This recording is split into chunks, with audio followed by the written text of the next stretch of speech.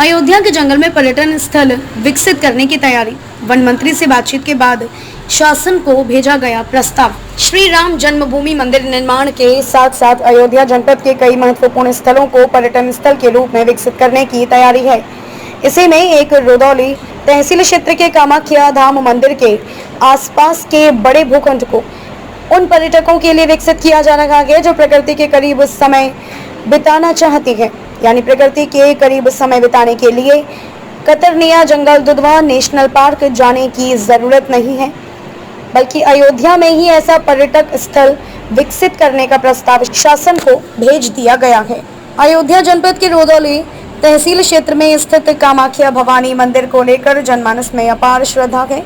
इसके आसपास बड़ा भूखंड है जिसमें सघन वन आच्छादित है। वन क्षेत्र के साथ लगी ग्राम समाज की भी बड़ी भूमि है। इसके किनारे किनारे गोमती नदी बहती है। बड़े भूखंड में जंगली पेड़ों का वन होने और किनारे नदी बहने से यह क्षेत्र रमणीक लगता है। कामाख्या भवानी के दर्शन के लिए दूर दूर से लोग यहाँ आते हैं, इसलिए इस पूरे क्षेत्र को पर्यटन स्थल के रूप में विकसित करने का प्रस्ताव योगी सरकार के पहले कार्यकाल में भी भेजा गया था। अब दूसरे कार्यकाल में रुदौली विधानसभा के भाजपा विधानसभा रामचंद्र यादव ने यूपी के वन मंत्री के सामने उठाया, तो एक बार फिर संशोधित प्रस्ताव डीएम अयोध्या नीतीश कुमार और क्षेत्रीय वन अधिकारी शीतांशु पांडे की तरफ से शासन को भेजा गया है। इस प्रस्ताव में कामाख्या भवानी मंदिर के विकास की परियोजना शामिल नहीं है, क्योंकि इसका प्रस्ताव पहले ही पास हो चुका है। ग्राम समाज और वन विभाग की भूमि को संयुक्त रूप से मिलाकर पर्यटन स्थल का निर्माण किया जाना है। इसमें साइकिल ट्रैक, पक्षी विहार, पर्यटक हट समेत पर्यटकों से जुड़ी सुविधाओं का विकास किया जाएगा, जिससे उन्हें प्रकृति के समीप रहने का एहसास हो सके।